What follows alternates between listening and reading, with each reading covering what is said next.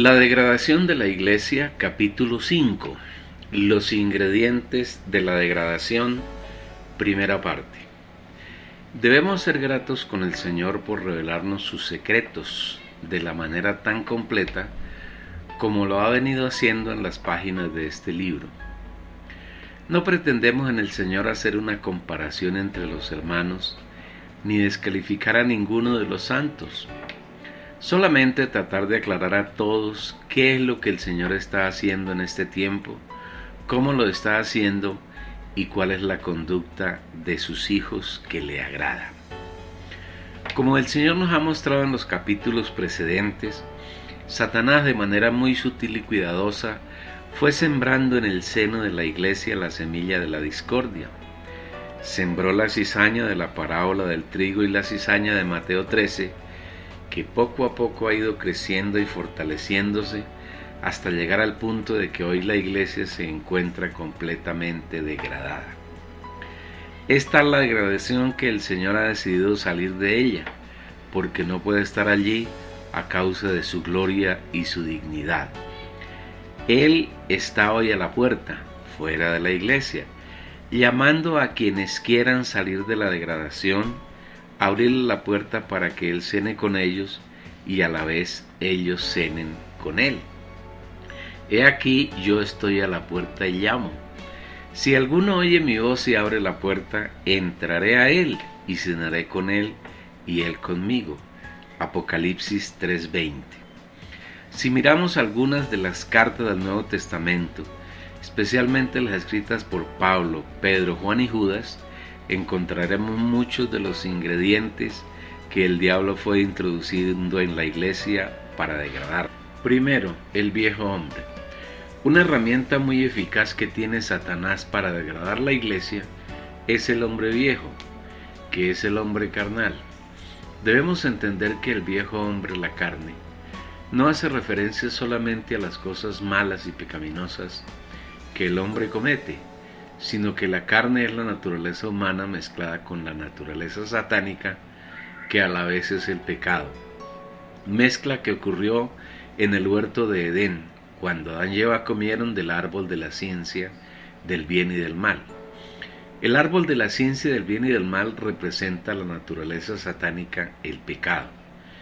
Debemos tener mucha claridad en el sentido de que el hombre viejo, que se expresa como la carne y el ego, comprende todo aquello que los seres humanos, incluidos los creyentes, piensan, dicen y hacen sin tener como origen a Dios.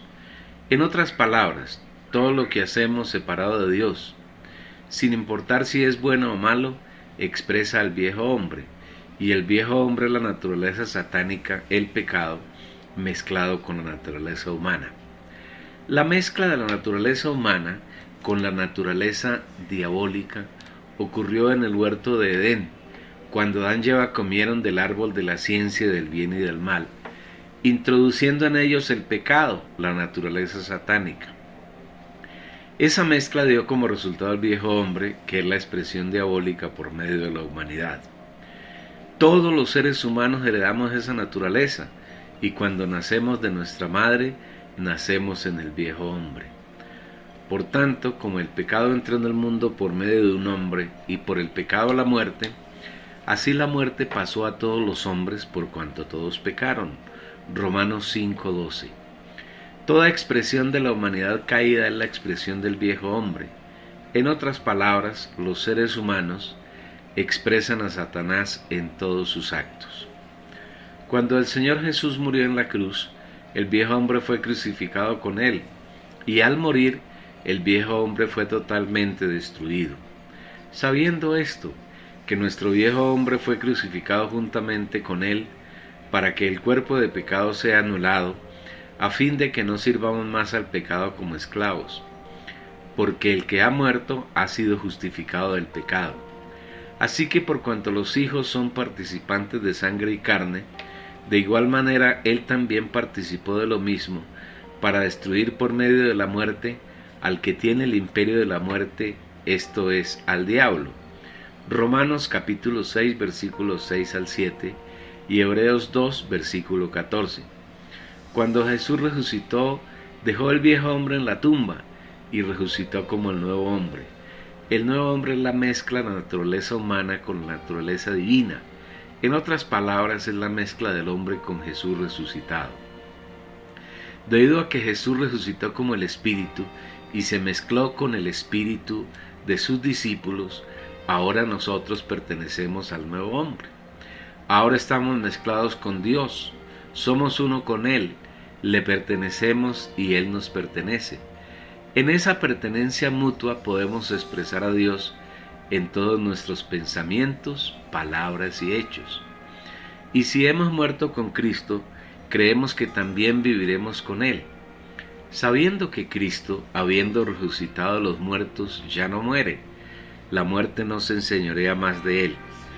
Porque en cuanto murió al pecado, murió una vez por todas, mas en cuanto vive, para Dios vive. Así también vosotros, considerados muertos al pecado, pero vivos para Dios en Cristo Jesús.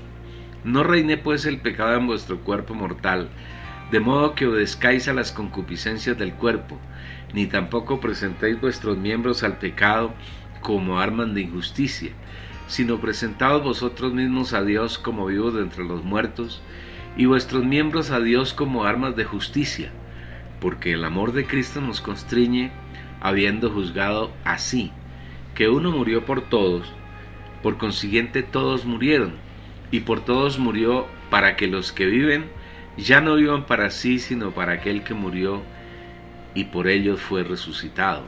Romanos capítulo 6, versículos 8 al 13, y 2 Corintios capítulo 5, versículos 14 al 15.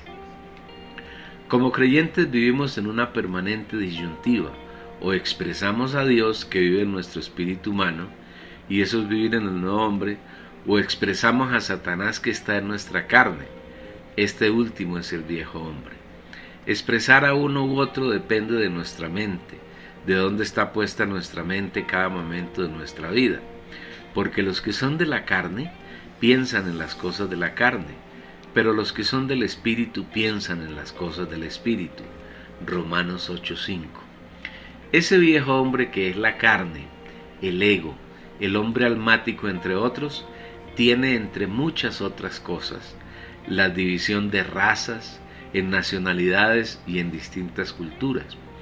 A eso se refiere Pablo cuando por el Espíritu escribe: porque los judíos piden señales y los griegos buscan sabiduría.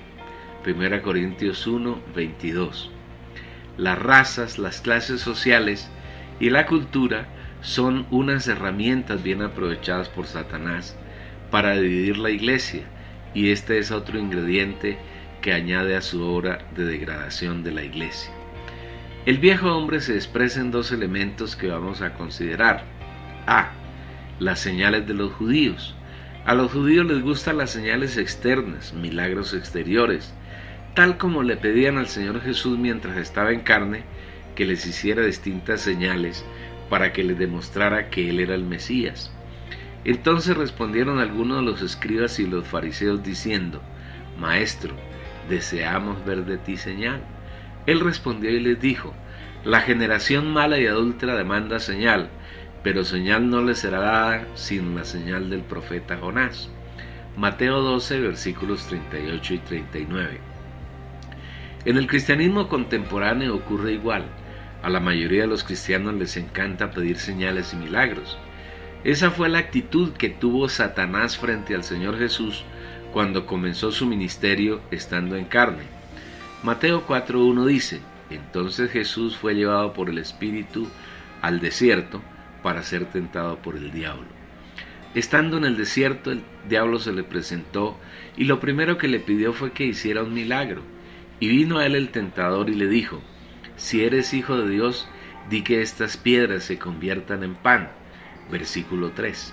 Satanás le hace un enorme reto al Señor Jesús, pidiéndole que con el fin de demostrar que Él es Dios y que pudiera satisfacer la gran necesidad que lo aquejaba después de haber ayunado 40 días, convirtiera las piedras en pan y se alimentara. Observe que esa acción no tenía aparentemente ninguna maldad, y era la gran oportunidad de Jesús demostrar que era hijo de Dios y de hacerse famoso. No son similares las oraciones que el cristianismo en general le presenta al Señor pidiendo por sus, entre comillas, necesidades personales. ¿No es ese el anzuelo que tiran los predicadores cristianos para atraer a los incautos? Milagros, sanidades, arreglo de dentaduras, soplo para tumbar a las personas, etc. Pero el Señor Jesús, que es el postrero Adán, no podía caer como cayó el primer Adán, porque donde hubiera caído en la tentación del diablo, nosotros no tendríamos ninguna esperanza. Nuestro destino eterno, que era el lago de fuego, no hubiera podido ser cambiado. La respuesta de él es preciosa. No solo de pan vivirá el hombre, sino de toda palabra que sale de la boca de Dios. Mateo 4:4. Con esta frase el Señor muestra un principio que, como creyentes de Cristo, como hijos de Dios, debemos vivir diariamente. Nuestro afán no debe centrarse en las necesidades personales, materiales, sino en las necesidades de Dios, que son su reino. Vosotros pues oraréis así: Padre nuestro que estás en los cielos, santificado sea tu nombre, hágase tu voluntad como en el cielo, así también en la tierra. Mateo capítulo 6, versículos 9 al 10. El cristianismo vive preocupado por suplir diariamente sus necesidades personales y no le creen al Señor cuando dice: por tanto os digo, no os afanéis por vuestra vida, qué habéis de comer o qué habéis de beber, ni por vuestro cuerpo qué habéis de vestir. ¿No es la vida más que el alimento y el cuerpo más que el vestido? No os afanéis pues diciendo: ¿qué comeremos o qué beberemos o qué vestiremos? Porque los gentiles buscan con afán todas estas cosas, pero vuestro Padre Celestial sabe que tenéis necesidad de estas cosas. Mas buscad primeramente el reino de Dios y su justicia, y todas estas cosas os serán añadidas. Mateo 6:25 y versículos 31 al 33.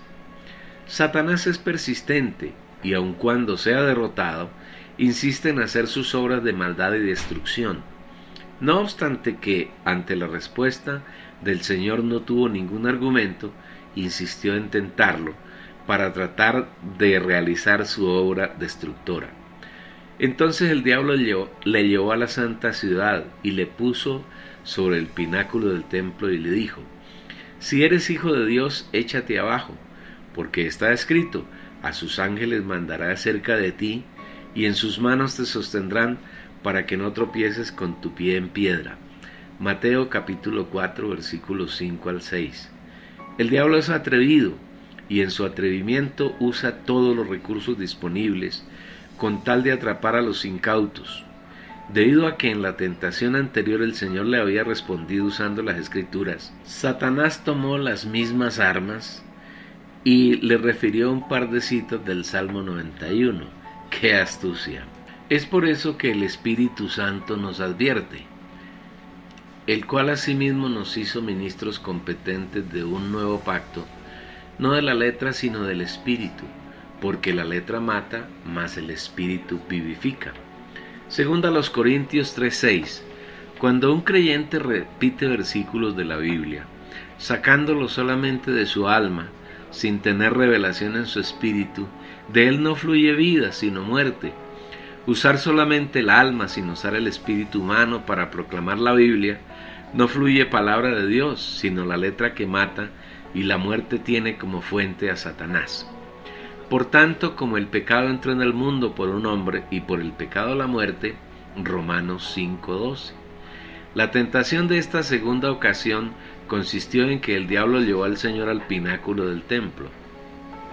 El templo en Jerusalén representa la religión judía, la religión más tradicional y firme que ha existido y existe en la tierra. El pináculo, por el significado de la parábola, parece ser el lugar más alto del templo, como son hoy las torres y las cúpulas de las iglesias católicas y algunas iglesias protestantes. La torre representa la ambición del hombre de hacerse igual a Dios, como por ejemplo la Torre de Babel, ambición que originalmente fue de Satanás.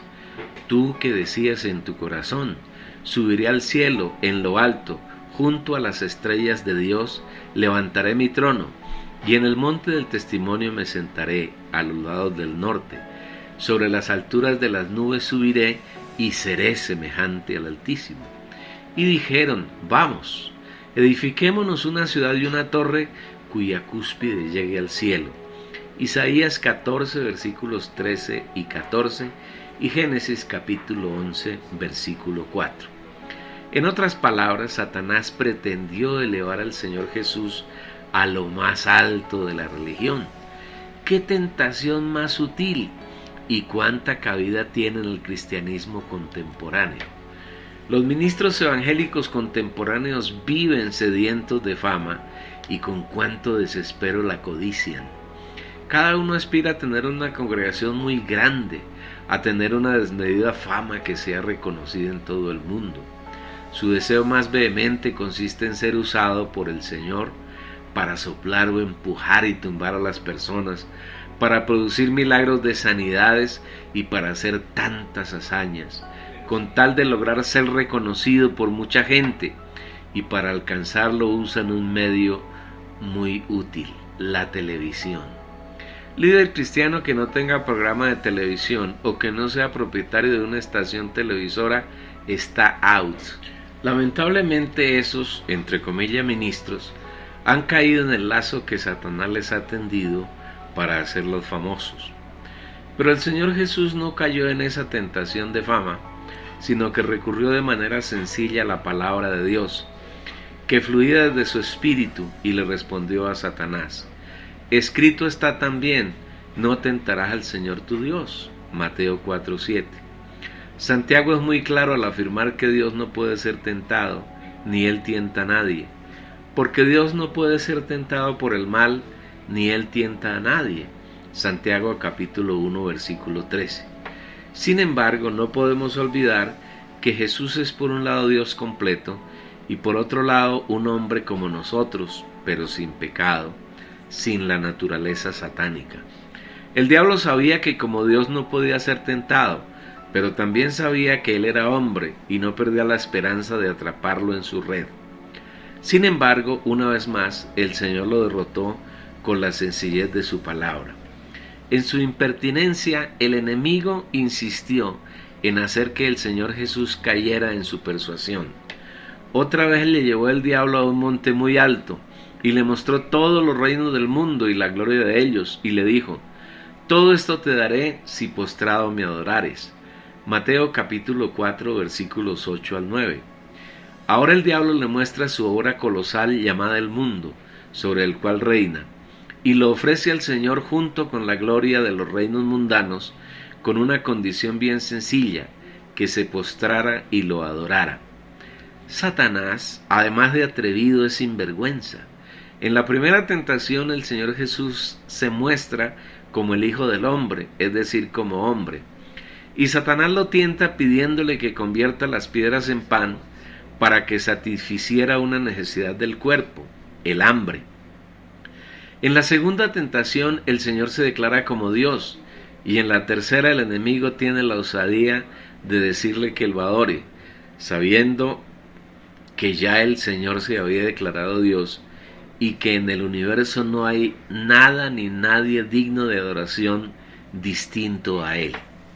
Mientras que la segunda tentación tiene que ver con la necesidad de fama, que es propia del ego del hombre, que no es más que el alma caída y corrompida por la naturaleza satánica. La tercera tentación tiene que ver con el espíritu, porque es la parte del ser humano con la cual podemos adorar a Dios. Dios es espíritu, y los que le adoran en espíritu y en verdad es necesario que adoren. Juan 4, versículo 24. Hoy muchos de los llamados ministros cristianos no son más que lobos rapaces vestidos de ovejas, venidos de fuera para destruir al rebaño, y son adoradores de Satanás. La Iglesia Católica tiene una enorme cantidad de ritos, y todos ellos son una soterrada adoración a Satanás, a los ángeles caídos, a los demonios que se esconden detrás de sus miles de ídolos representados en vírgenes y santos. Es triste oír en congregaciones cristianas cánticos con unas letras extrañas, dizque para alabar al Señor. Se habla de rock cristiano, de hip hop cristiano, de rap y reggaetón cristiano, y en esas músicas hay una secreta y sutil adoración al diablo y a sus ejércitos de maldad. El pueblo llamado cristiano ha sucumbido ante la insistencia de Satanás para ser adorado. El Señor tampoco cayó en la tercera tentación, sino que una vez más acudió a la sencillez y al poder de su palabra. Entonces Jesús le dijo: vete, Satanás, porque escrito está: al Señor tu Dios adorarás y a Él solo servirás. Mateo 4, versículo 10. ¿Cuánta autoridad y poder hay en esta declaración del Señor? Él ejerció su autoridad de ser un hombre mezclado con Dios para ordenarle a Satanás que se fuera, que lo dejara en paz, que su tentación nada podía contra él. ¿Qué más podía hacer Satanás? Huir derrotado. Ante esta contundente derrota, a Satanás no le quedó más remedio que huir, y de ahí en adelante someterse a cada una de las derrotas que el Señor le propinó, y le sigue aplicando por medio de los santos que son fieles al Señor. El diablo entonces le dejó, y aquí vinieron ángeles y le servían. Mateo 4:11.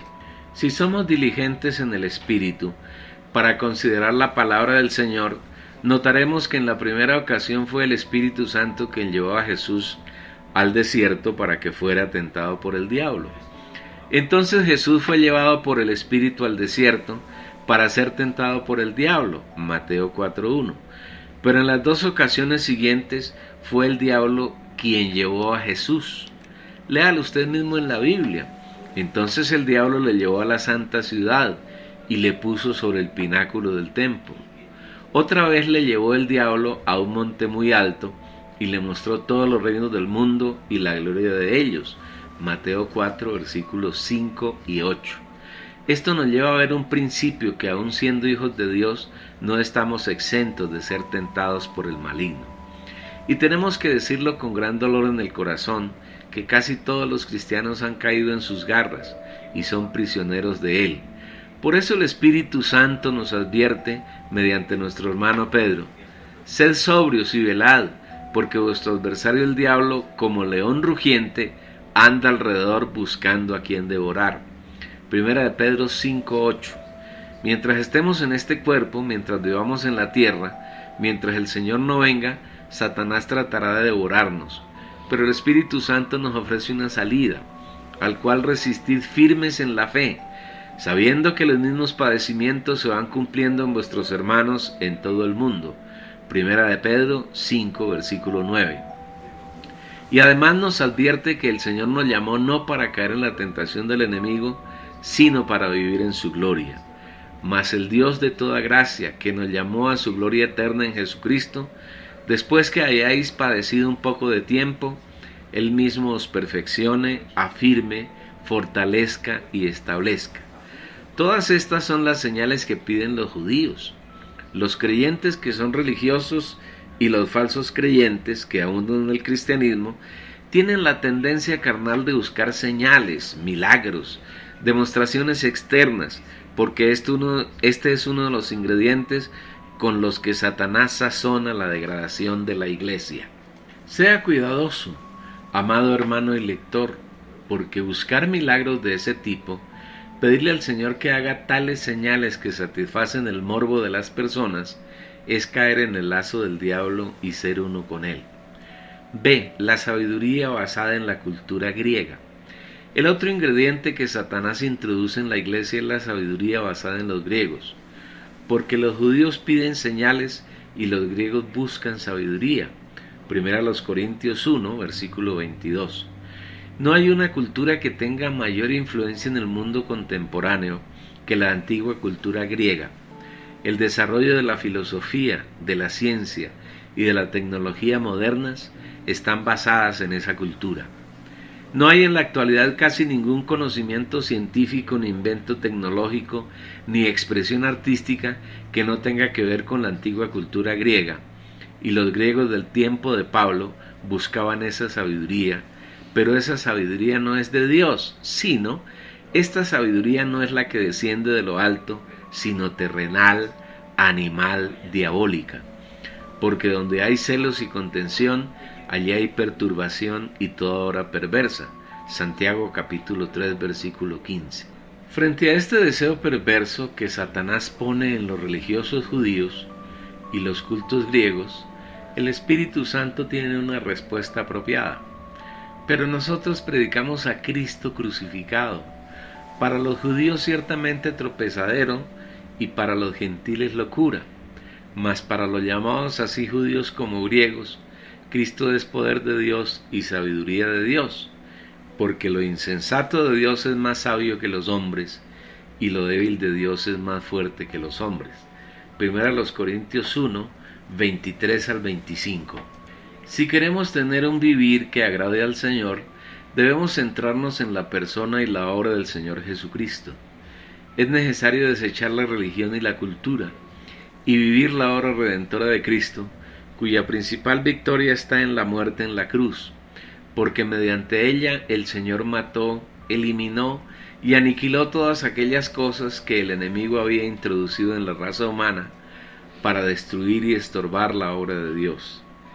Hablar de un hombre que había sido colgado en un madero y muerto con la muerte más vil y despreciable, para los judíos era motivo de tropiezo, y para los, entre comillas, sabios griegos, los gentiles, era una locura.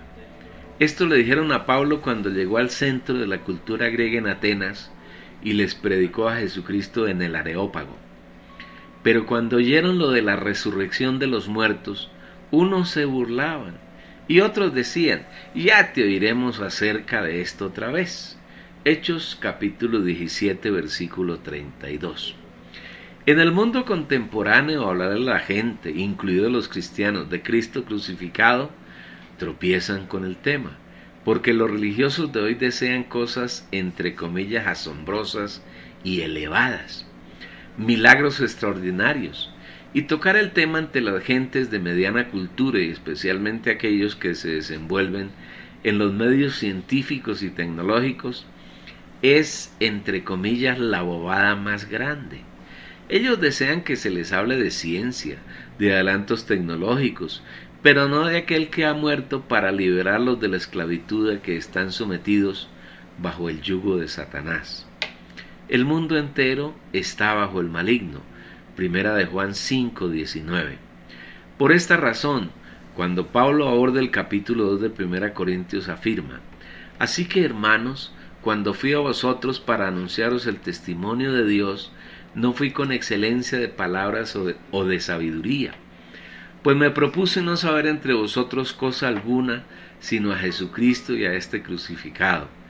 Estuve entre vosotros con debilidad y mucho temor y temblor, y ni mi palabra ni mi predicación fue con palabras persuasivas de humana sabiduría, sino con demostración del Espíritu y de poder, para que vuestra fe no esté fundada en la sabiduría de los hombres, sino en el poder de Dios. Versículos 1 al 5. No es posible predicar el Evangelio basados en la ciencia y en la tecnología, tampoco en la fábula y en la filosofía. Infortunadamente eso es lo que se ve y se oye en los predicadores modernos. Inventan cualquier cantidad de fábulas y mentiras partiendo de algún versículo de la Biblia, pero en sus enseñanzas no hay ni una pequeña porción de sabiduría y menos poder de Dios. El poder de Dios del que habla esta porción de la palabra no se refiere a la capacidad que desarrollan algunos falsos maestros para hacer demostraciones externas de soplar y tumbar a las multitudes, de sanar enfermedades y de hacer diversas clases de milagros, sino el poder de toda la obra de redención de Cristo, que tiene la capacidad de eliminar de nosotros todo aquello que Satanás inoculó en el huerto de Edén y a lo largo de los siglos. Y este es el poder de la resurrección que derrotó a la muerte, el poder de la ascensión que nos sentó en lugares celestiales en Cristo Jesús, por encima de todas las cosas y de los problemas terrenales, su entronización que tiene el poder de transformarnos y conformarnos hasta que lleguemos a tener la unidad de la fe, el pleno conocimiento del Hijo de Dios, a ser completamente maduros, de tal manera que permanentemente estamos produciendo frutos para su deleite, y finalmente alcanzar la estatura de la plenitud de Cristo, sin que falte nada de Él, constituido en nuestra naturaleza humana, renacida y redimida. Esta es la sabiduría y el poder a los que se refiere Pablo cuando afirma que su predicación no procedió de palabras de humana sabiduría, sino con demostración del Espíritu y de poder. Las predicaciones de los ministros de hoy son palabras persuasivas de humana sabiduría, sabiduría de los hombres. Como hijos de Dios requerimos hablar con sabiduría, pero con la sabiduría de Dios, la cual procede del Espíritu.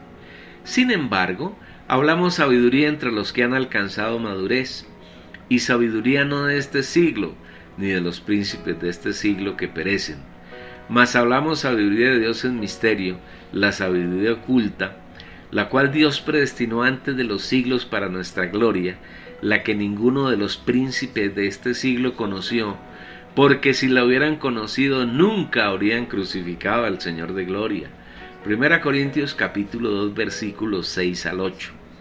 Por supuesto que esta sabiduría no es fácil de entender, solamente la entenderán aquellos que han alcanzado madurez, porque es una sabiduría que tiene un destino anticipado y es el de glorificarnos. La sabiduría oculta, la cual Dios predestinó antes de los siglos para nuestra gloria. Y esa sabiduría oculta destinada para nuestra gloria, antes de que existiera el tiempo, se obtiene mediante revelación en nuestro espíritu humano, revelación por la que debemos suplicar diariamente a nuestro amado Padre. No ceso de dar gracias por vosotros, haciendo memoria de vosotros en mis oraciones, para que el Dios de nuestro Señor Jesucristo, el Padre de gloria, os dé espíritu de sabiduría y de revelación en el conocimiento de Él. Efesios 1, 16 y 17. Debemos enfatizar el hecho de que no hay un medio diferente para conocer a Dios, su persona y su obra, distinto al espíritu humano. Solamente allí es donde Él nos da revelación acerca de quién es Él y cuál es su obra, su voluntad y su deseo. Y como creyentes debemos tener un clamor permanente para que nos conceda esa sabiduría y revelación en nuestro espíritu humano. Por esto es que Pablo, continuando en la línea del espíritu, afirma que Dios ha preparado para los que le aman cosas que ningún ojo ha visto, que ningún oído ha percibido y que no han llegado al pensamiento de ningún ser humano, y que todas esas cosas secretas e íntimas nos las revela mediante el Espíritu. Pero Dios nos las reveló a nosotros por el Espíritu, porque el Espíritu todo lo escudriña, aún lo profundo de Dios. 1 Corintios 2, versículo 10. Vea qué proceso tan estupendo. El Espíritu, que es Dios mismo, conoce las cosas profundas y misteriosas de Dios y nos las revela a nosotros en nuestro espíritu. Todas las cosas de Dios están en el Espíritu Santo porque Él es Dios. Y ese Dios Espíritu está mezclado con nuestro espíritu. Y allí revela todo lo que Él es, sus cosas profundas, para que nosotros las disfrutemos, porque Él es el Espíritu que recibimos en la regeneración, en el nuevo nacimiento. Y nosotros no hemos recibido el espíritu del mundo, sino el Espíritu que proviene de Dios, para que sepamos lo que Dios nos ha concedido, lo cual también hablamos, no con palabras enseñadas por sabiduría humana, sino con las que enseña el Espíritu, acomodando lo espiritual a lo espiritual. 1 Corintios 2, versículos 12 y 13. Si usted, amado lector, enseña la palabra de Dios a otros hermanos, y enseñarla debe ser nuestra idea de vivir, debe cuidar que su enseñanza salga de su espíritu.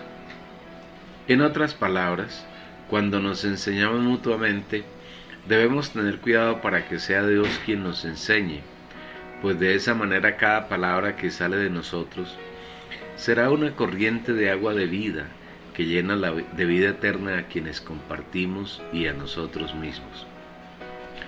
Enseñarnos unos a otros tiene un requisito: que la palabra de Cristo more abundantemente en nuestros corazones. La palabra de Cristo more en abundancia en vosotros, enseñando y exhortándoos unos a otros en toda sabiduría, cantando con gracia en vuestros corazones al Señor, con salmos e himnos y cánticos espirituales. Colosenses 3:16. Sin embargo, el Espíritu nos advierte del peligro que hay cuando enseñamos o recibimos enseñanzas de los hermanos y permanecemos en nuestro viejo hombre. Pero el hombre anímico no percibe las cosas que son del Espíritu de Dios, porque para él son locura y no las puede entender, porque se han de discernir espiritualmente. 1 Corintios 2, versículo 14. El hombre natural o anímico no se refiere al hombre perverso, que practica toda clase de pecados y de maldades, sino a aquellos hombres que permanecen en su alma, que confían en sus capacidades, en la sabiduría de los hombres. Son aquellos creyentes que poco o nunca ejercitan su espíritu humano, que siendo hijos de Dios no saben que tienen un espíritu humano, y sí saben que lo tienen porque lo dice la Biblia, no saben cuáles son sus funciones ni cómo usarlo. Como este es el caso del cristianismo contemporáneo, de manera concisa hablaremos un poco del espíritu humano y del alma, para que tengamos una clara distinción de estas dos partes del ser humano que fácilmente son confundidas por el hombre natural. Sabemos que somos seres tripartitos, que tenemos tres partes bien diferenciadas: espíritu y alma y cuerpo. Y el mismo Dios de paso santifique por completo, y todo vuestro ser, espíritu y alma y cuerpo, sea guardado irreprensible para la venida de nuestro Señor Jesucristo. Primera a los Tesalonicenses 5:23. En la Edad Antigua, el filósofo griego Platón planteó la teoría de la dicotomía, diciendo que el hombre tiene dos partes, alma y cuerpo. Para Platón, el cuerpo es la parte física del ser humano, con la cual tiene contacto con las cosas físicas exteriores y puede interiorizarlas hacia el alma, que es la parte intangible e inmaterial del hombre. El catolicismo romano, que es el ala más poderosa y numerosa del cristianismo, asumió la teoría platónica como teología, y en su seno se enseña que el hombre es bipartito, que tiene solamente dos partes, alma y cuerpo, y consideran que el alma y el espíritu son la misma cosa. Esas son palabras de humana sabiduría. Pero en la Biblia están las palabras de la sabiduría divina, y allí nos enseña que los humanos somos tripartitos, es decir, somos tricótomos, porque tenemos tres partes, espíritu y alma y cuerpo. El espíritu humano es el resultado del aliento que Dios sopló sobre el cuerpo del hombre, que a la vez hizo del polvo de la tierra cuando lo creó. Entonces Jehová Dios formó al hombre del polvo de la tierra y sopló en su nariz aliento de vida. Génesis 2:7. Ese aliento soplado por Dios, al encontrarse con el polvo de la tierra, del cual había sido formado el cuerpo del hombre, es el espíritu humano. Debemos tener claridad de que este espíritu no es el Espíritu Santo, el Espíritu de Dios, sino que es una parte del hombre que tiene la capacidad de recibir y contener a Dios, porque Dios es espíritu. De la mezcla del espíritu humano, proveniente del soplo divino, con el cuerpo del hombre resulta el alma humana, que es el ser viviente al que se refiere Génesis 2:7. Y fue el hombre un ser viviente. Estos dos componentes del ser humano, espíritu y alma, son totalmente diferentes. Nos proponemos ver con claridad esas diferencias. El espíritu. El espíritu humano es la parte más profunda del hombre y tiene básicamente tres funciones o partes: conciencia, intuición y comunión. La conciencia. La conciencia es la función del espíritu humano que nos dice cuándo lo que pensamos, decimos y hacemos agrada o desagrada al Señor. No tiene que ver con el bien y el mal, porque el bien y el mal no le interesan al Señor, ya que los dos pertenecen a Satanás, pues son los componentes del árbol del conocimiento del bien y del mal. Cuando Adán, estando en el huerto de Edén, comió del fruto de ese árbol, inmediatamente vio que estaba desnudo. Esa luz vino de la conciencia de su espíritu, y ella le estaba mostrando que al comer del fruto del árbol de la ciencia del bien y del mal, había realizado algo que desagradaba a Dios. Su conciencia lo estaba acusando. La conciencia de nuestro espíritu justifica o condena a los hombres, y en mayor grado a los creyentes, acerca de sus actos, palabras y pensamientos, si estos son agradables o no a Dios, así como le ocurrió a los judíos que querían apedrear a la mujer que había sido hallada en el acto del adulterio, y fue traída a Jesús para que la condenara. Y como insistieran en preguntarle, se enderezó y les dijo: el que de vosotros esté sin pecado, sea el primero en arrojar la piedra contra ella. Pero ellos, al oír esto, acusados por su conciencia, salían uno a uno, comenzando desde los más viejos hasta los postreros, y quedó solo Jesús y la mujer que estaba en medio. Juan capítulo 8 versículos 7 y 9. Cuando Satanás se introdujo en el hombre, corrompió totalmente su alma y procuró eliminar las funciones de su espíritu. Sin embargo, la conciencia siguió funcionando, aunque no completamente. En la práctica se puede ver esto cuando una persona no creyente comete cualquier clase de pecado, como robar, matar o pecados sexuales. Su conciencia le grita que esos actos ofenden a Dios y que será juzgado por tales cosas. La Biblia respalda esta afirmación, porque cuando los gentiles que no tienen ley hacen por naturaleza lo que es de la ley, estos, aunque no tengan ley, son ley para sí mismos, mostrando la obra de la ley escrita en sus corazones, dando testimonio en su conciencia y acusándoles y defendiéndoles sus razonamientos, en el día en que Dios juzgará por Jesucristo los secretos de los hombres conforme a mi evangelio. Romanos capítulo 2, versículos 14 al 16. Cuando el hombre cayó, su espíritu humano fue amortecido y sus partes dejaron de funcionar. Pero cuando recibimos al Señor Jesús, nuestro espíritu humano es reavivado y sus partes comienzan a funcionar nuevamente.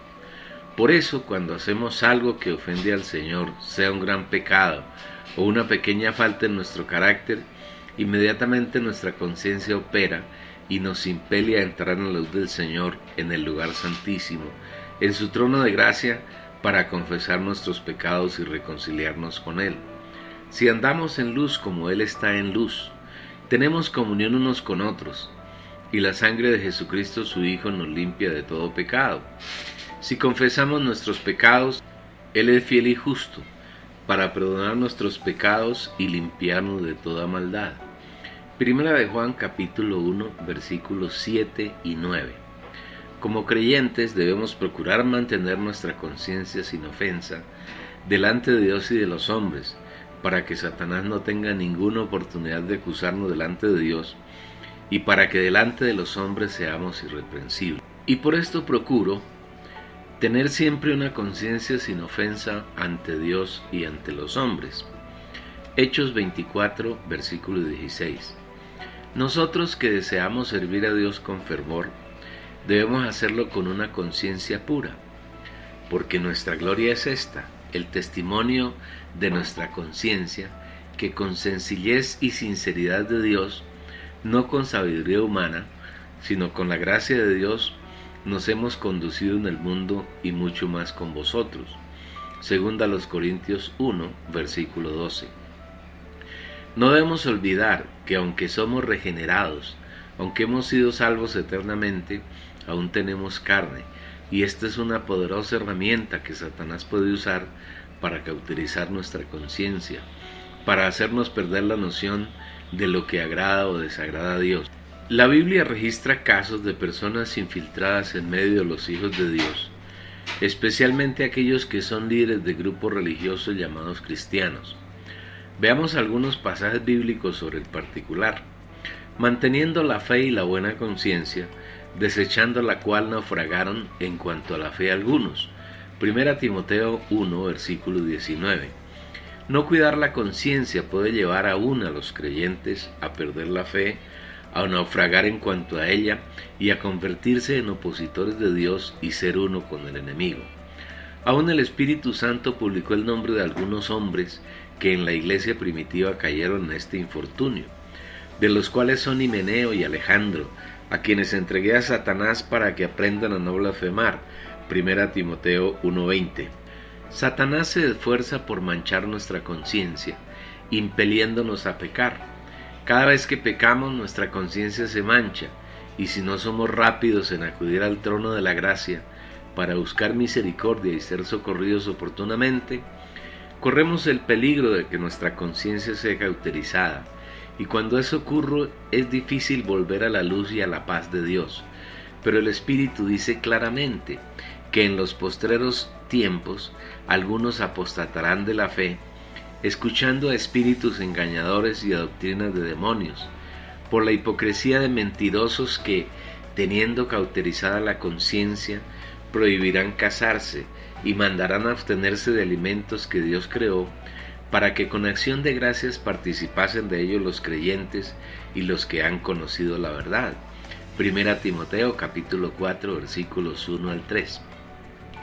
Este caso es típico del catolicismo romano, religión malsana, que prohíbe a sus sacerdotes y a sus monjas casarse y los impele a que sean pederastas, abusadores sexuales, homosexuales y a cometer toda clase de inmundicias, con el propósito soterrado de mantenerlos en esclavitud y de aumentar el patrimonio económico de su organización religiosa, al punto que en el mundo actual el Vaticano y sus hordas alrededor del mundo son una poderosa organización económica.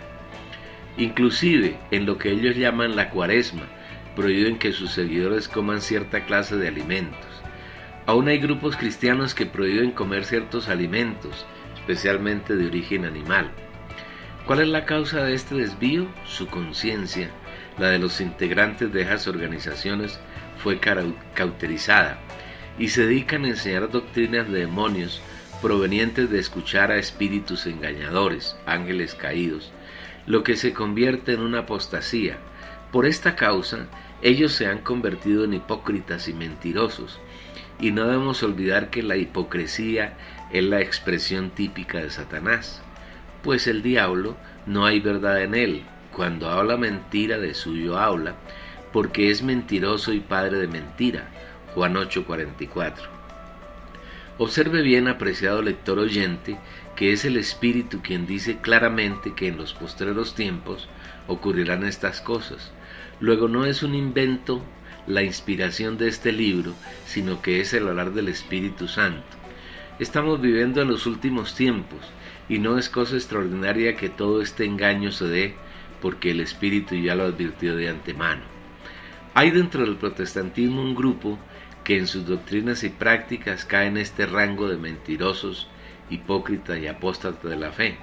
Son los denominados adventistas del séptimo día, quienes, si bien no prohíben el matrimonio, sí prohíben comer algunos alimentos, especialmente cárnicos, cuando el mismo Espíritu Santo afirma: y mandarán a abstenerse de alimentos que Dios creó, para que con acción de gracias participasen de ellos los creyentes y los que han conocido la verdad. Porque todo lo que Dios creó es bueno y nada es de desecharse si se toma con acción de gracias, porque por la palabra de Dios y por la oración es santificado. 1 Timoteo 4 versículos 3 al 5. Y de todo lo que se vende en la carnicería comed, sin preguntar nada por motivos de conciencia. 1 Corintios 10 versículo 25. De otro lado, debemos cuidar nuestra conciencia para que no se vuelva hipersensible, pues esta es otra de las argucias de Satanás: hacer que nuestra conciencia alcance un grado de hipersensibilidad, tal que la persona en ese estado considera que todo es pecado. Un creyente así es una persona que tiene muy poca relación con el Señor y poca realidad espiritual, y se vuelve religiosa, se incomoda por todo e incomoda a los demás. Debemos evitar caer en los dos extremos, una conciencia cauterizada y una conciencia hipersensible o religiosa. En resumen, la conciencia es una parte o función del espíritu humano que nos ayuda a vivir una vida que agrada a Dios. Por eso debemos cuidarla, para que Satanás no la contamine, ni la manche, ni la cauterice por medio del pecado, y tampoco se convierta en una conciencia hipersensible. La comunión corresponde a la palabra griega koinomía y quiere decir tener en común, unión común, compañerismo. Esta es otra de las razones que el Señor tuvo para crear al hombre a su imagen y semejanza y poner dentro de él el espíritu humano, porque en ese espíritu Dios puede hacer que el hombre contenga a Dios y que Dios a la vez contenga al hombre. El Señor creó al hombre con el fin de suplir una necesidad suya, porque deseaba una compañía, un ser con quien pudiera tener compañerismo y con quien pudiera tener sus cosas en común. Cuando en Génesis 2:18 Dios afirma: no es bueno que el hombre esté solo, le haré una ayuda idónea para él, en verdad se estaba refiriendo a que era Él, el Señor, quien estaba solo. Veamos la realidad de esta afirmación. Refiriéndose a la creación del hombre, en Génesis 5:1 al 2, dice: este es el libro de las generaciones de Adán, el día en que creó Dios al hombre, a semejanza de Dios lo hizo. Varón y hembra los creó y los bendijo y llamó el nombre de ellos Adán, el día que fueron creados.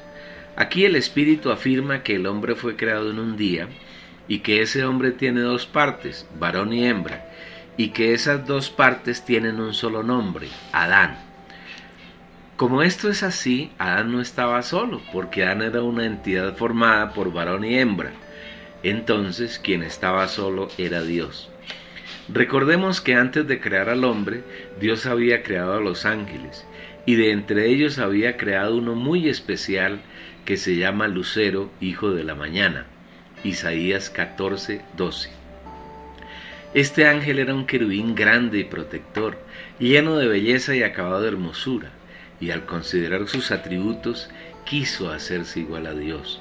Se rebeló contra él, arrastró en su rebelión a la tercera parte de los ángeles y a otros seres creados, e hizo que Dios juzgara la tierra y ésta se llenara de agua y de tinieblas, tal como la encontramos en Génesis 1, versículo 2. Dios había puesto bajo la autoridad de ese ángel toda la creación, y al ser traicionado, ya no tenía una criatura en quien confiar, estaba solo. Por esta razón se hizo una ayuda idónea, el hombre. Esta criatura la hizo a su imagen y a su semejanza, con el fin de que pudiera contenerlo y expresarlo, y por medio de esa contención y expresión pudiera gobernar sobre las criaturas que se habían rebelado contra él. Veamos más pruebas mediante algunos versículos de la Biblia. Leamos primero Génesis 2, versículo 24.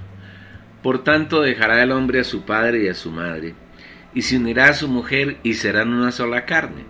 Y comparémoslo con Efesios 5, 31 al 32. Por esto dejará el hombre a su padre y a su madre, y se unirá a su mujer, y los dos serán una sola carne. Grande es este misterio, mas yo digo esto respecto de Cristo y de la Iglesia. La Iglesia es la novia, la esposa de Cristo. La Iglesia es la mujer y Cristo es el varón. La Iglesia es la ayuda idónea de Cristo, así como en el matrimonio, la esposa es la ayuda idónea del marido. Algún estudioso de la Biblia ha afirmado que la Biblia habla de un romance universal y eterno, en el que Dios es el marido y el hombre redimido, la Iglesia, es la mujer. ¿Y qué hay en una pareja de casados? Cosas en común, apoyo mutuo, amor sincero. En un matrimonio genuino no hay secretos, sino que cada uno se muestra a su pareja como es. En un matrimonio basado en el Señor no hay engaño, no hay subterfugios, hay confianza. Las decisiones se toman por mutuo acuerdo, cada uno conoce y complace los gustos del otro, y el matrimonio se convierte en un paraíso de paz y gozo. Una pareja en Cristo tiene como hecho fundamental el cuidado mutuo. En el ámbito espiritual, Dios nos creó para vivir con y en nosotros, y aunque el hombre cayó, Dios vino como el Hijo, se hizo carne, vivió en esta tierra más de 30 años, murió en una cruz, resucitó, ascendió, fue entronizado y glorificado, y todo esto lo hizo por nosotros y con nosotros. En otras palabras, Dios se comprometió con nosotros, nos desposó con Él, y a quienes somos fieles a su obra, nos está enseñando a vivir como su esposa. El ingrediente principal de ese compromiso es la comunión. Es por esa razón que cuando el Señor Jesús nos enseña a orar afirma: mas tú cuando ores, entra en tu aposento, y cerrada la puerta, ora a tu Padre que está en secreto, y tu Padre que ve en lo secreto te recompensará. Mateo 6:6. El primer requisito para orar es entrar en tu aposento. ¿Qué es el aposento? No se trata de un ámbito físico, tal como un cuarto especial o una alcoba, porque entonces la palabra no afirmaría: orando en todo tiempo, que los hombres oren en todo lugar. Efesios 6, versículo 18 y 1 Timoteo 2:18. Si se tratara de entrar en un aposento físico y el Señor desea que oremos en todo tiempo y en todo lugar, tendríamos que confinarnos a ese aposento físico durante toda la vida. Entrar en el aposento es entrar en nuestro espíritu humano, donde mora Dios como el Espíritu, y cerrar la puerta indica tener una comunión íntima con Dios, con el Padre, sin que nadie distinto al creyente y al Padre puedan participar. De esa manera podemos tener cosas en común, ser compañeros, vivir en intimidad, contarnos nuestros secretos, nuestras necesidades. En ese ambiente de intimidad adoramos al Señor por lo que Él es, por lo que nos da, por entregarnos su vida divina, por suplirnos su gracia y por millones de cosas más de las que no hay lenguaje humano apropiado para describir. Esto es tener comunión con Dios, y esta comunión está solamente en el espíritu humano. Observe detenidamente la descripción que el Señor Jesús hace del Padre. Cerrada la puerta, ora a tu Padre que está en secreto, y tu Padre que ve en lo secreto te recompensará. A Dios le encanta el secreto, Él ama el secreto, y es en secreto que Él está, y es en secreto donde Él ve. Cuando un creyente ama la publicidad, es decir, orar en público para que otros lo vean, es un hipócrita. Y cuando ores no seas como los hipócritas, porque ellos aman el orar en pie en las sinagogas y en las esquinas de las calles para ser vistos de los hombres. De cierto os digo que ya tienen su recompensa. Mateo 6:5. Observe el contraste entre lo que cada uno ama. Los hipócritas aman el orar de pie en las sinagogas y en las esquinas de las calles para ser vistos de los hombres, mientras que Dios ama el secreto, porque Él ve y está en lo secreto. Esperamos que usted, amado lector y oyente, pueda cambiar sus maneras de orar.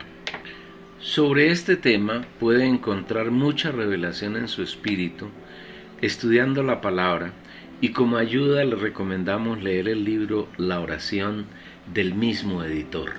Esta es la razón por la que el Espíritu Santo afirma que Dios nos ha llamado a una única comunión, la del Hijo Jesucristo. Fiel es Dios, por el cual fuiste llamados a la comunión de su Hijo Jesucristo, nuestro Señor. 1 Corintios capítulo 1, versículo 9. Toda comunión que se haga en torno a un líder, que tenga como centro un ministerio particular, distinto al único ministerio que es el del Espíritu, o que se centre en una organización cristiana o en una doctrina, no es una comunión genuina, ni es la comunión del Espíritu. Por eso Juan el apóstol, hablando de la comunión, afirma: nuestra comunión verdaderamente es con el Padre y con su Hijo Jesucristo. 1 Juan 1, versículo 3. Y esta comunión puede darse solamente en el espíritu humano, y ese espíritu tiene una función que se llama comunión. Es en ella donde podemos recibir la persona de Dios y sus riquezas, que es la gracia. La gracia es todo lo que Dios es, todo lo que tiene y ha logrado. Y cuando Jesús vino, lo hizo lleno de gracia, de realidad para nuestro disfrute, para nuestro enriquecimiento y para nuestro crecimiento en Él. Y aquel Verbo fue hecho carne y habitó entre nosotros, y vimos su gloria, gloria como del unigénito del Padre, lleno de gracia y de verdad. Juan capítulo 1, versículo 14. El gran problema de la iglesia contemporánea es que en ella hay muchas comuniones distintas a la única comunión que es la de su Hijo Jesucristo nuestro Señor, a la cual fuimos llamados por la fidelidad de Dios. Fiel es Dios por el cual fuiste llamados a la comunión de su Hijo Jesucristo nuestro Señor. 1 Corintios 1:9. La causa por la cual hay tantas divisiones entre los cristianos es que cada uno está en una comunión particular, en ministerios personales de líderes, pero no vienen a la única comunión a la que Dios nos llamó, que es la de su Hijo Jesucristo nuestro Señor. Por eso hay distintos hablares, distintos sentires, y se sigue a distintos líderes. Solo podemos tener el hablar y el sentir de nuestro Señor Jesucristo y seguirlo solamente a Él. Nuestra vida de creyentes debe ser una vida de comunión permanente con el Señor, de adoración, de alabanza. Nuestra vida cristiana debe ser un vivir en el aposento con la puerta cerrada, donde solo están usted y el Señor, teniendo un disfrute y un deleite mutuos. Esperamos que lo expuesto acerca de la comunión sea una luz que alumbre su camino y lo guíe a vivir en permanente comunión en su espíritu con el Señor. La intuición es la tercera función o parte del espíritu humano, y mediante ella podemos conocer a Dios, saber su voluntad, conocer su persona, sus atributos, sus virtudes y su obra. Es en la intuición de nuestro espíritu donde podemos conocer a Dios, de acuerdo con la oración proferida por Pablo en Efesios 1:17. Para que el Dios de nuestro Señor Jesucristo, el Padre de gloria, os dé espíritu de sabiduría y de revelación en el conocimiento de Él. Casi todos los cristianos contemporáneos tratan de conocer a Dios solamente en su mente, que hace parte del alma humana, y no es posible tal conocimiento. Dios es espíritu y como tal solamente es posible conocerlo en nuestro espíritu. Podemos pasarnos toda la vida tratando de conocer a Dios con nuestra alma, de estudiarlo, de asimilarlo en nuestra mente y nunca lograremos nada, porque a Dios solamente se conoce por el Espíritu y ese conocimiento lo logramos mediante revelación. Pero Dios nos la reveló a nosotros por el Espíritu, porque el Espíritu todo lo escudriña, aún lo profundo de Dios. Porque ¿quién de los hombres sabe las cosas del hombre, sino el Espíritu del hombre que está en él? Así tampoco nadie conoció las cosas de Dios, sino el Espíritu de Dios. 1 Corintios 2, versículos 10 y 11. La intuición del espíritu humano tiene la capacidad de conocer las cosas profundas de Dios, que a Él le place revelarle a quienes buscan revelación. Y cuando esa revelación es real en el espíritu del creyente, entonces se cumple la segunda parte de la oración del apóstol, alumbrando los ojos de vuestro entendimiento para que sepáis. Efesios 1:18. Para que la revelación sea completa es necesario que haya una visión, que haya luz en la mente, que hace parte del alma y también del corazón del creyente. Si hay revelación y no se complementa con la visión, aquella queda incompleta, no tiene fruto, es ineficaz. De la misma manera, si hay visión que no proviene de la revelación dada en el espíritu humano, esa visión es diabólica. Es un engaño urdido por Satanás y lamentablemente de eso está lleno el cristianismo contemporáneo. Si hay revelación y visión, pero estas no se hacen realidad en el día a día del creyente, se convierte en doctrinas muertas, que no producen fruto, y todo el proceso habrá sido inútil. La doctrina sin realidad en el vivir del creyente es inútil, no sirve más que para llenar al creyente de conocimiento intelectual, que no se arraiga en el corazón, que no crece, que no da frutos para la satisfacción del Señor, el cual asimismo nos hizo ministros competentes de un nuevo pacto, no de la letra sino del Espíritu, porque la letra mata, mas el Espíritu vivifica. 2 Corintios 3, versículo 6. Como creyentes genuinos, debemos estar muy atentos a las tres funciones de nuestro espíritu humano, pues solamente mediante ellas podemos vivir a Dios, podemos contactarnos con Él, podemos conocerlo y podemos agradarlo. Es necesario vigilar para que nuestra conciencia no se cauterice, sino que siempre sea sensible a la voluntad y al deseo del Señor. Igualmente debemos cuidar de que nuestra conciencia no se vuelva extremadamente sensible y seamos cristianos religiosos que consideran que todo es pecado.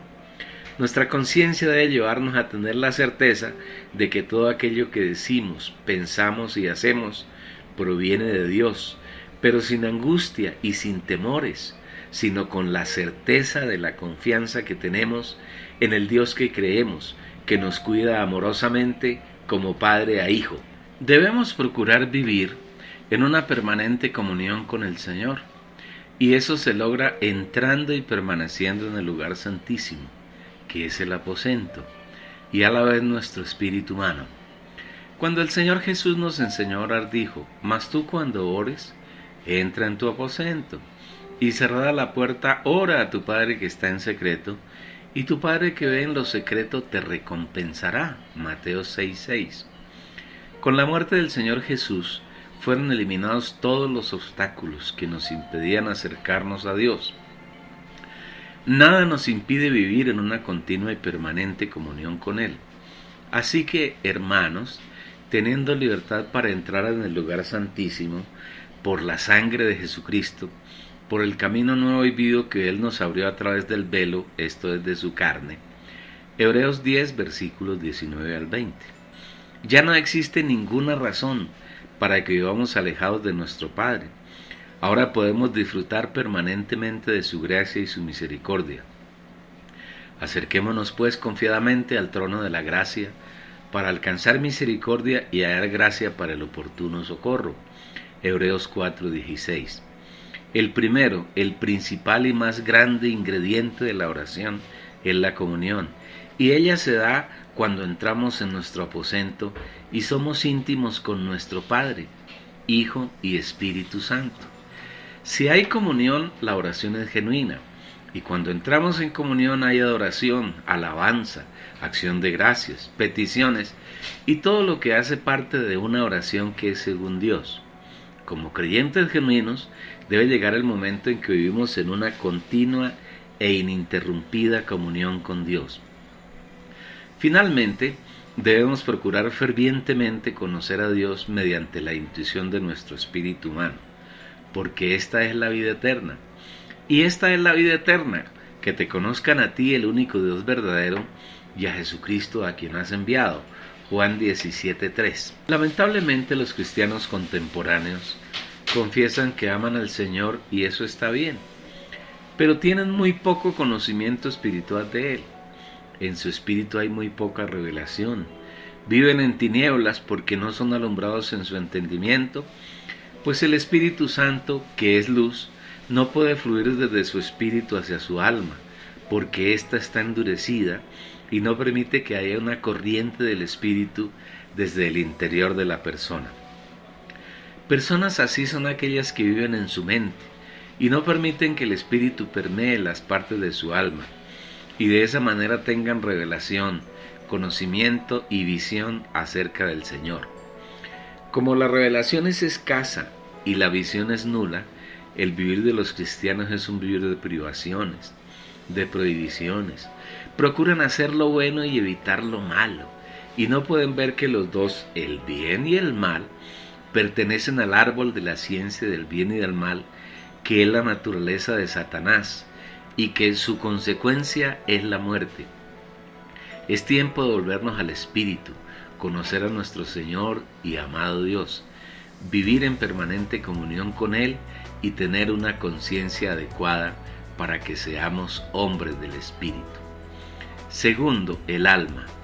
Es necesario que así como tenemos un incipiente conocimiento del espíritu humano, conozcamos un poco de nuestra alma para que podamos establecer con claridad la diferencia entre los dos. Porque la palabra de Dios es viva y eficaz y más cortante que toda espada de dos filos, y penetra hasta partir el alma y el espíritu, las coyunturas y los tuétanos, y discierne los pensamientos y las intenciones del corazón. Hebreos capítulo 4, versículo 12. El alma humana es la persona del hombre, y surgió cuando el aliento de Dios, que es el espíritu humano, se unió al cuerpo creado del polvo de la tierra. El hombre entonces fue un ser viviente. El ser viviente es el alma humana, y en ella reside la personalidad del hombre. Así también está escrito: fue hecho el primer hombre Adán alma viviente. 1 Corintios 15, versículo 45. Cuando los creyentes recibimos al Señor Jesús como el Espíritu, Él vino a morar en nuestro espíritu humano, no en el alma. Y así se cumple el primer paso de la salvación, que es la regeneración. En otras palabras, la vida divina y eterna de Dios se depositó en nuestro espíritu y fuimos regenerados, es decir, nacimos otra vez, nacimos de nuevo. Ahora no solo tenemos la vida humana, sino que la vida divina de Dios está en nuestro espíritu. Desde nuestro espíritu el Señor quiere colmar y saturar nuestra alma, llenarla de su vida y naturaleza, hasta que nuestra naturaleza humana sea totalmente mezclada con la naturaleza divina y la naturaleza satánica sea completamente eliminada de nuestra alma. Este proceso dura toda la vida mientras estamos en la tierra, si nos disponemos para que el Señor haga su obra. Si no hay disposición de nuestra parte, el Señor se verá obligado a usar el tiempo de la gran tribulación, que, aunque es relativamente corto, 3 años y medio, será un tiempo muy difícil de soportar. Si antes de la gran tribulación hemos muerto y no hemos sido totalmente transformados en nuestra alma, el Señor tendrá que usar el reino milenario, 1000 años, para transformar a aquellos que no lo fueron durante su vivir en la tierra. Sobre este tema puede encontrarse más profundidad en el libro El reino de Dios y el reino de los cielos del mismo editor. De todas maneras, todos los hijos de Dios debemos alcanzar los 4 aspectos mencionados en Efesios 4, versículo 13, hasta que todos lleguemos a la unidad de la fe y del pleno conocimiento del Hijo de Dios, al hombre de plena madurez, a la medida de la estatura de la plenitud de Cristo. Primero, la unidad de la fe. La fe tiene 2 aspectos. El primero es la fe objetiva, que hace referencia a todo lo que Dios es y tiene y que está fuera de nosotros. El segundo es la fe subjetiva, que es aquello que nosotros creemos, que nosotros recibimos, y es una fe que va creciendo en la medida que tenemos comunión con Dios. Al comienzo de nuestra vida cristiana, nuestra fe es muy pequeña. Le creemos muy poco al Señor, pero en la medida en que lo disfrutamos, que entramos en nuestro aposento, espíritu humano, y tenemos comunión con Él y nos llenamos de sus riquezas, esa fe subjetiva va creciendo hasta que llegue el momento en que es igual a la fe objetiva. Es decir, nos hemos llenado totalmente del Señor en nuestra alma, de tal manera que Él la ha saturado completamente y ya no cabe más Dios en ella. De esta manera se ha cumplido el proceso de transformación y conformación de nuestra alma. Este es un proceso paulatino, lento, que requiere nuestra disposición diaria, el ejercicio de nuestro amor por el Señor. Requiere que cada día disfrutemos su palabra, que nos acerquemos al trono de la gracia, que recibamos su gracia y su misericordia y recibamos todas sus riquezas. Mayor revelación sobre la fe objetiva y la fe subjetiva, el lector puede encontrarla en el libro ¿Cuál iglesia?, del mismo editor. Segundo, pleno conocimiento del Hijo de Dios. Este es el segundo aspecto del que habla Efesios 4:13, al que debemos llegar todos los creyentes. De lo que más adolece el pueblo cristiano contemporáneo es de la carencia de conocimiento del Hijo de Dios. Muchos hermanos saben recitar versículos de la Biblia, pero esas recitaciones salen de su mente, no provienen del Espíritu, y por eso no hay realidad de la palabra. Los cristianos de hoy no tienen idea de cuáles son los gustos del Señor, qué es lo que le agrada o le desagrada. Su conocimiento acerca de la persona del Señor es muy superfluo y casi inexistente. Los cristianos contemporáneos no saben ejercitar su espíritu, no están habituados a entrar en el aposento y disfrutar de la plena e íntima comunión con el Señor. Es necesario tener claro que a Dios se le puede conocer solamente en el Espíritu y mediante revelación. Eso nos dice el Espíritu en Efesios 1:17, para que el Dios de nuestro Señor Jesucristo, el Padre de gloria, os dé espíritu de sabiduría y de revelación en el conocimiento de Él. No podemos conocer a Dios fuera del espíritu humano, no podemos conocerlo en el alma. Lo que sí podemos tener en el alma humana es la comprensión, la visión, la luz de la revelación que hemos ganado en nuestro espíritu, alumbrando los ojos de vuestro entendimiento, para que sepáis cuál es la esperanza a la que Él os ha llamado, y cuáles las riquezas de la gloria de su herencia en los santos, y cuál la supereminente grandeza de su poder para con nosotros los que creemos. Debemos tener el profundo anhelo de conocer plenamente al Señor, pues su conocimiento en el creyente es la vida eterna. Y esta es la vida eterna, que te conozcan a ti, al único Dios verdadero, y a Jesucristo, a quien has enviado. Juan 17:3. Tercero, el hombre de plena madurez.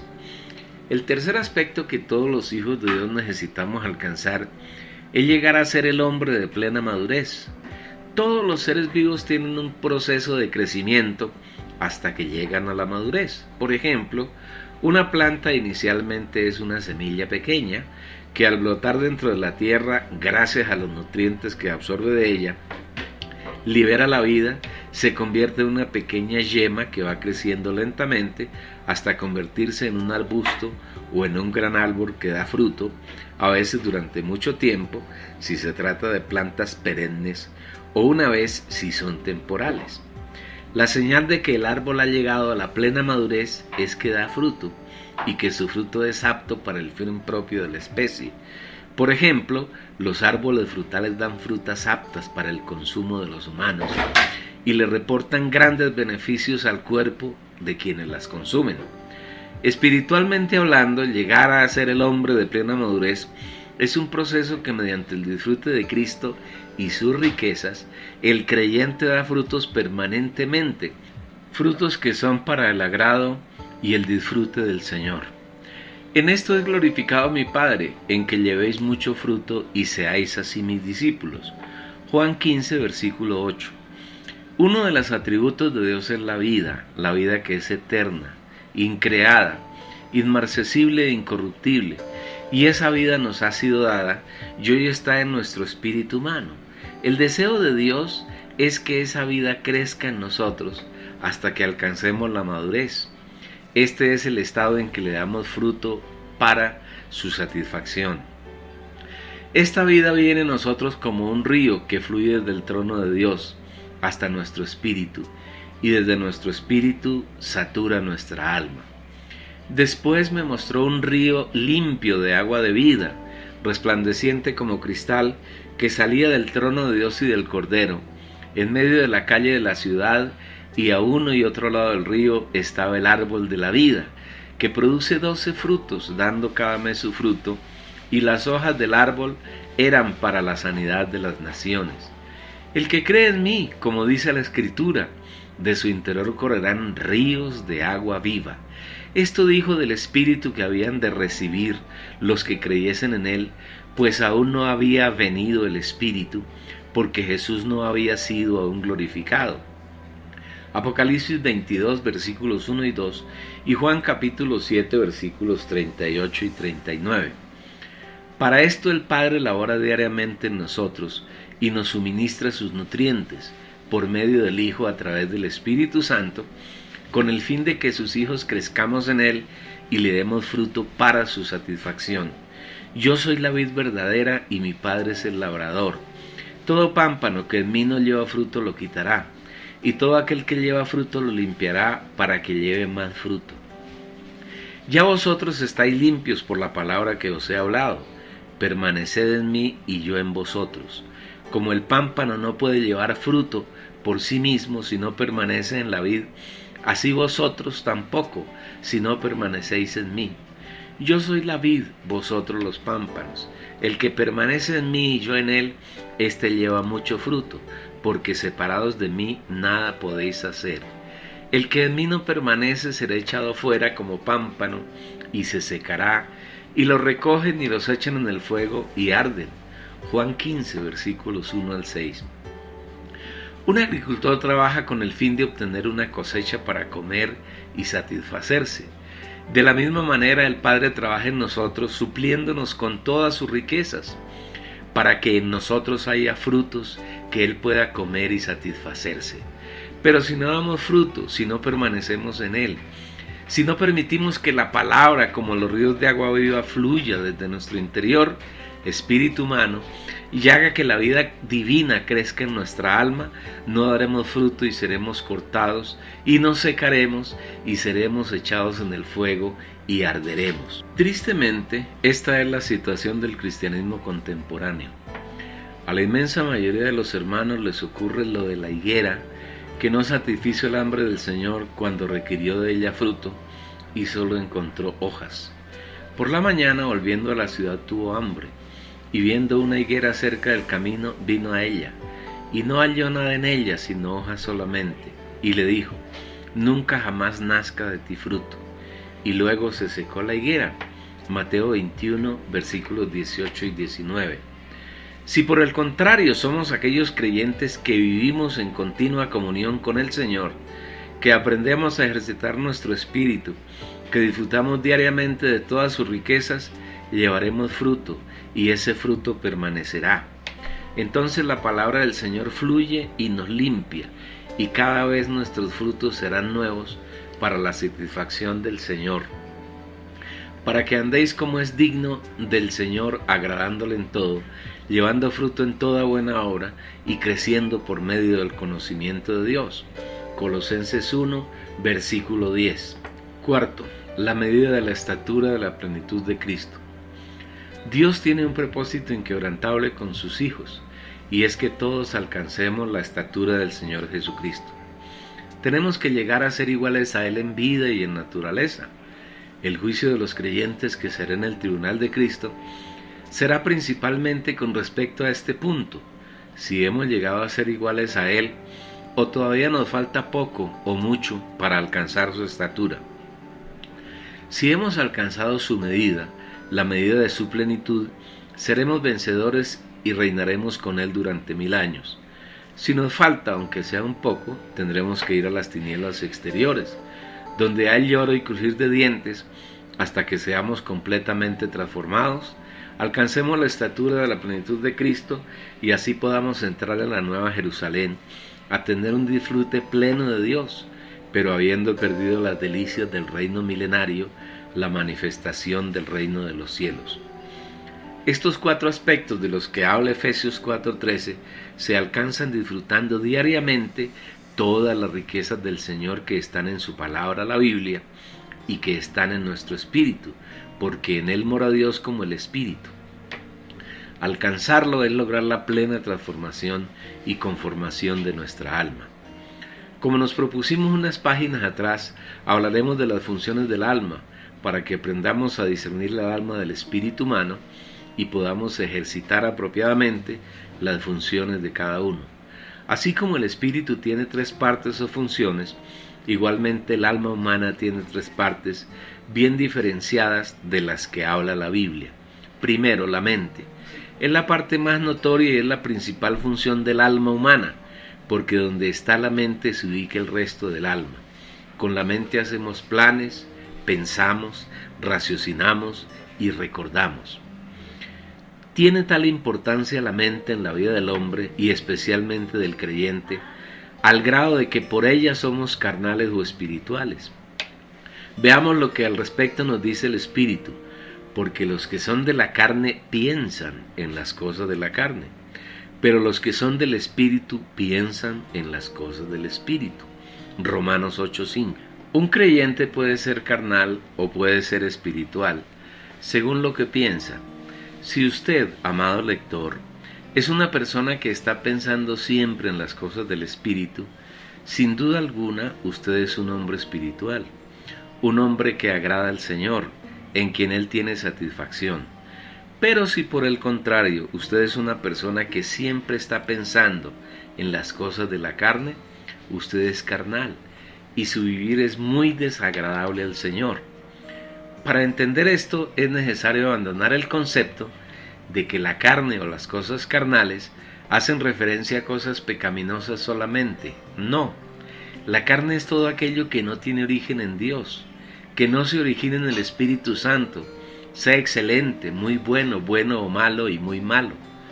No olvidemos que la carne es la mezcla de la naturaleza humana con la naturaleza satánica, que es el pecado, y que en la Biblia está representada por el árbol de la ciencia del bien y del mal. Todo aquello que es bueno y que se origina solamente en el alma humana es carne, y es odioso y abominable para el Señor. Pero todo aquello que tiene origen en el espíritu humano, donde mora Dios como el espíritu, en los creyentes, es vida y es paz. La mente es vital en nuestra vida de hijos de Dios, que mediante ella vivimos y tenemos paz, o tenemos un vivir de muerte espiritual. Veámoslo en la Biblia.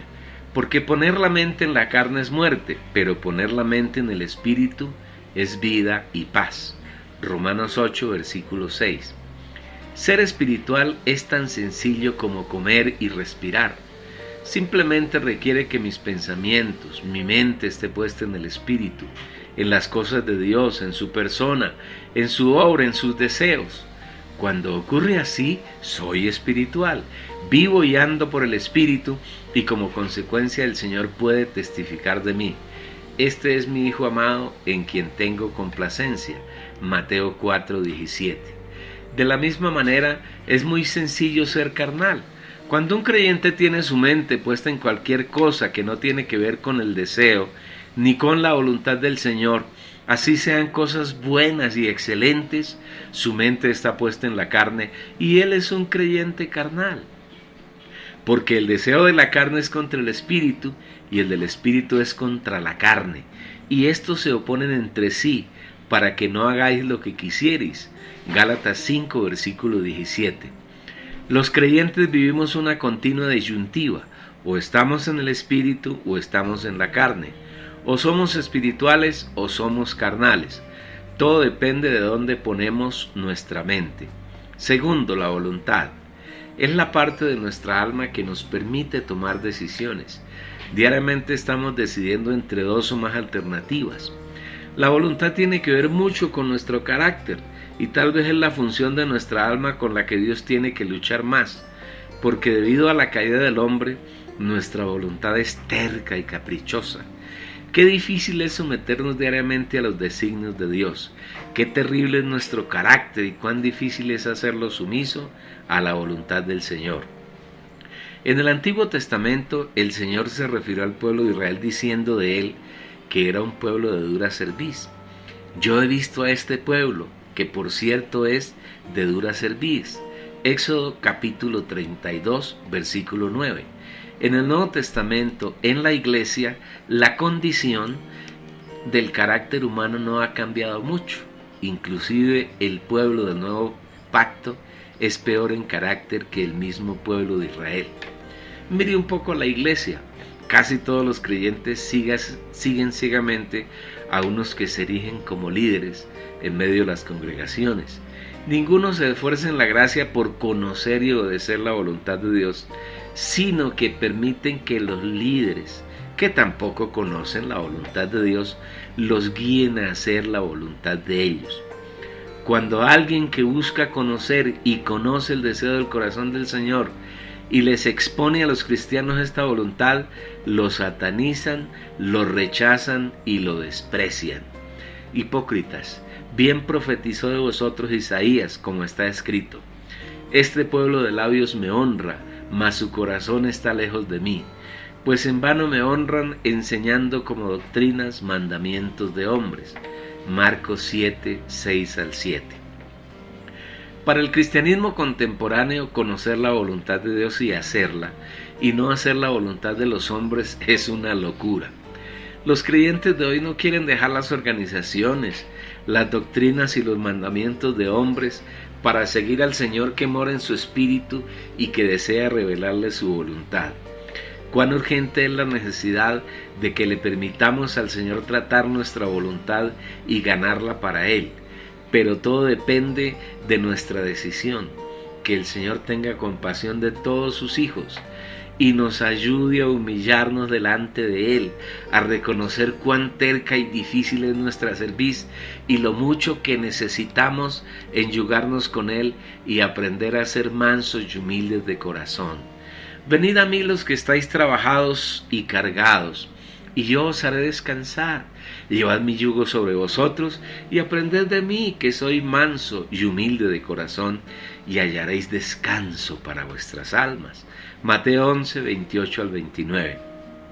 Las angustias, los desvelos y los afanes de los cristianos contemporáneos son consecuencia de la falta de ir al Señor, de enyugarse con Él, de aprender de Él la humildad y la mansedumbre, porque esas son virtudes que abundan en nuestro Señor Jesucristo.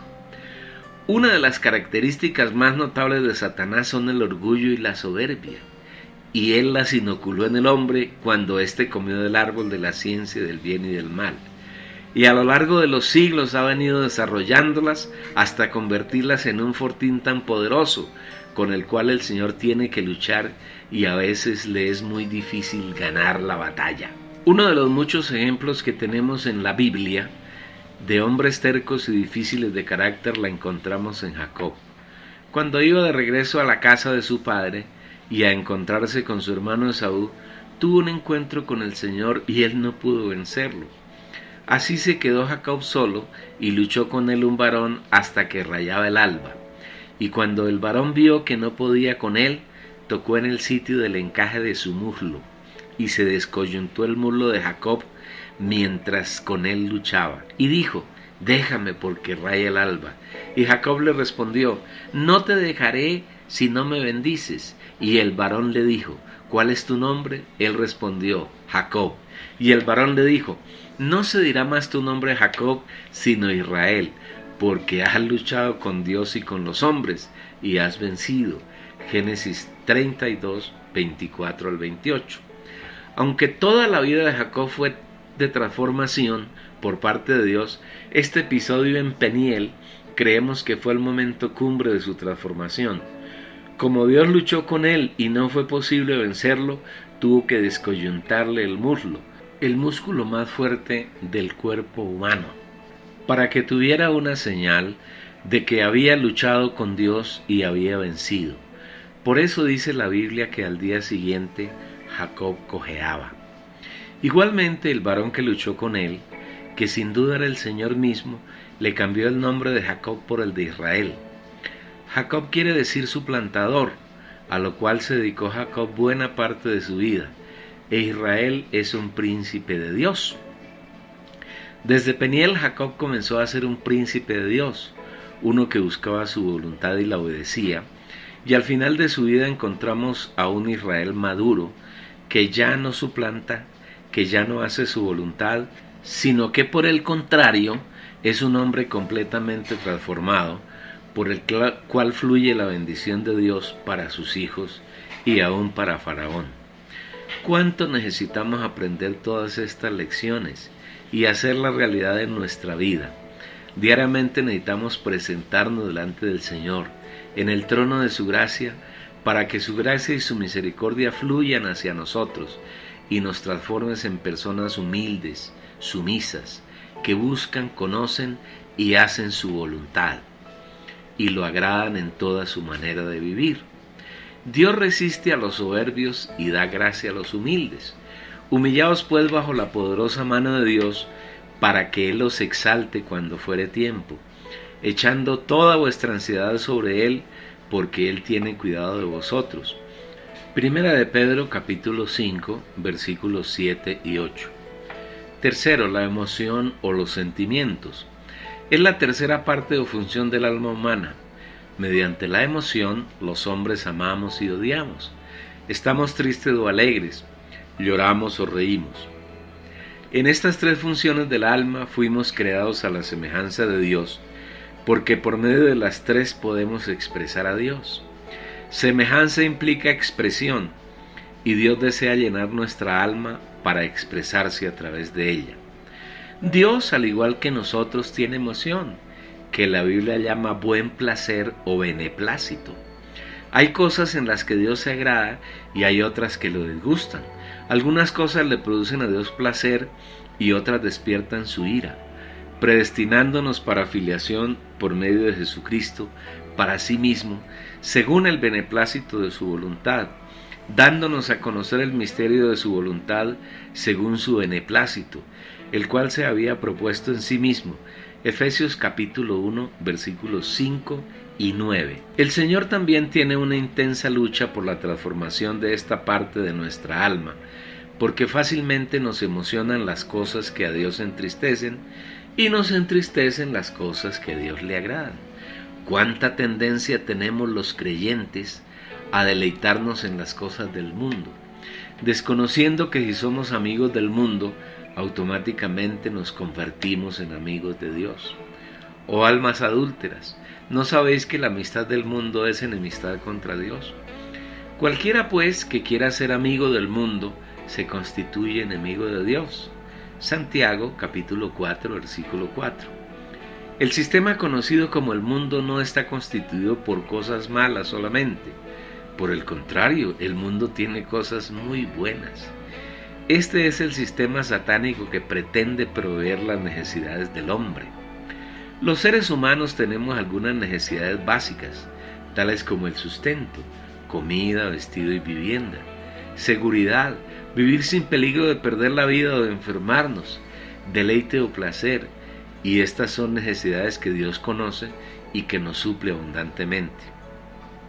Cuando Dios creó al hombre, lo puso en el huerto de Edén, que más que ser un ámbito físico, era el ambiente donde Dios tenía plena comunión con el hombre y suplía todas sus necesidades.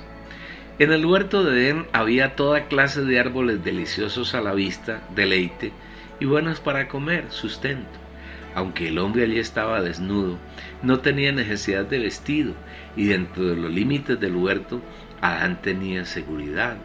El Señor entonces suplía todas las necesidades del hombre. Cuando el hombre, desobedeciendo a Dios, comió del árbol de la ciencia del bien y del mal, fue expulsado del ambiente donde Dios cuidaba de todas sus necesidades. Y Satanás aprovechó la ocasión para fundar un sistema que aparentemente supliera esas necesidades sin tener que recurrir a Dios. El primer hombre que el diablo utilizó para constituir el mundo fue a Caín. Este pretendió servir a Dios según su punto de vista, trayendo de la cosecha que obtenía de la tierra, producto de su esfuerzo y su sudor. El sudor es consecuencia de la maldición que Dios profirió sobre la tierra después de la caída del hombre. Y como Dios no podía aceptar nada que se origine en el esfuerzo del hombre, el Señor rechazó a Caín y a su ofrenda. Caín, como respuesta, mató a su hermano Abel, de quien Dios se había agradado junto con su ofrenda. Por esta razón, Caín salió de la presencia de Dios y perdió la oportunidad de tener comunión con él. Y dijo Caín a Jehová: grande es mi castigo para ser soportado. He aquí me echas hoy de la tierra, y de tu presencia me esconderé, y seré errante y extranjero en la tierra. Salió pues Caín de delante de Jehová. Génesis 4, versículos 13 al 14 y versículo 16. Una vez perdida la presencia del Señor, Caín edificó una ciudad a la cual le puso el nombre de su hijo Enoc, que es la falsificación de la Nueva Jerusalén, la cual es la consumación del plan de Dios. Y Enoc, hijo de Caín, a la vez es una falsificación de Enoc, el hijo de Jared de la línea de Set, sustituto de Abel. Este Enoc es un tipo de las primicias, porque fue aquel que anduvo con Dios y Dios lo tomó para que no pasara por la muerte. Por la fe Enoc fue traspuesto para no ver muerte, y no fue hallado porque lo traspuso Dios. Y antes que fuese traspuesto, tuvo testimonio de haber agradado a Dios. Hebreos 11, versículo 5. La sexta generación de Caín está representada por Lamec, que fue un adúltero, ya que tuvo para sí dos mujeres, Ada y Sila. Con la primera tuvo 2 hijos. El primero le llamó Jabal y fue padre de los que crían ganados y habitan en tiendas. Su hermano era Jubal, cuyo oficio fue tocar arpa y flauta. Por su parte, Sila le dio a Lamec un hijo llamado Tubal-Caín, dedicado a fabricar elementos de hierro y bronce. En Caín y su descendencia podemos ver el comienzo del mundo, un sistema totalmente dominado e ideado por Satanás, con el fin de resolver las necesidades básicas del hombre, pero separado de la comunión de Dios. La crianza de ganado y vivir en tiendas tiene que ver con el sustento. La música de arpa y flauta tiene que ver con el placer y la diversión, y los instrumentos de hierro y de bronce proporcionan defensa y seguridad. Posteriormente, las mujeres hijas de los hombres se mezclaron con ángeles caídos, y estos les engendraron hijos. De esa unión fornicaria aparecieron unos gigantes en la tierra, que la Biblia llama en hebreo los Nefilim, una mezcla de espíritus inmundos con mujeres. Al parecer, de esta raza aún hay descendientes en la tierra, y son personajes que dominan hoy el mundo contemporáneo mediante sectas secretas, y están trabajando arduamente para tener un gobierno mundial único que estará bajo la tutela de Satanás y tendrá su máxima expresión en la época de la gran tribulación, donde un engendro de Satanás, que la Biblia denomina el anticristo o la bestia escarlata, o el inicuo o el hombre de pecado, gobernará todo el mundo durante los 3 años y medio que durará la gran tribulación. Satanás continuó estableciendo su sistema mundano e hizo que los hombres se olvidaran de Dios y buscaran hombres poderosos, como fue Nimrod, a quien la Biblia registra como el primer poderoso que existió en la tierra. Por esta razón, Dios dejó la raza creada y tuvo un nuevo comienzo con Abraham, a quien llamó a salir de en medio de la raza que se había alejado del Señor, para que fuera a donde Él le indicaría. Abraham obedeció a Dios y se constituyó en su amigo, y de él somos descendientes, quienes amamos y seguimos al Señor. Esta situación se mantiene en la actualidad. El hombre en general se ha alejado de Dios. Los humanos aman, sin saberlo, el sistema que Satanás les ha impuesto, al que la Biblia identifica como el mundo. Todas las sociedades están bajo la esclavitud de este sistema y no caen en la cuenta de que quien lo maneja es el mismo diablo. No améis al mundo, ni las cosas que están en el mundo, porque todo lo que hay en el mundo, los deseos de la carne, los deseos de los ojos y la vanagloria de la vida, no proviene del Padre, sino del mundo. Y el mundo pasa y sus deseos, pero el que hace la voluntad de Dios permanece para siempre. El mundo entero está bajo el maligno. Primera de Juan 2, versículos 15 al 17 y capítulo 5, versículo 19. Por todo esto es muy importante que sepamos dónde está nuestra emoción. Si con ella amamos las cosas que el Señor ama y aborrecemos todo aquello que el Señor no tolera y lo desagrada, o si por el contrario vivimos embelesados con el mundo y nos constituimos en enemigos de Dios. Lamentablemente es difícil encontrar entre el pueblo cristiano quien permita que el Señor gane su emoción y tenga un genuino amor por Él. En el cristianismo contemporáneo hay mucho amor por el mundo y ni siquiera los hermanos aman al Señor. El que no amare al Señor Jesucristo sea maldito. El Señor viene. 1 Corintios 16, versículo 22.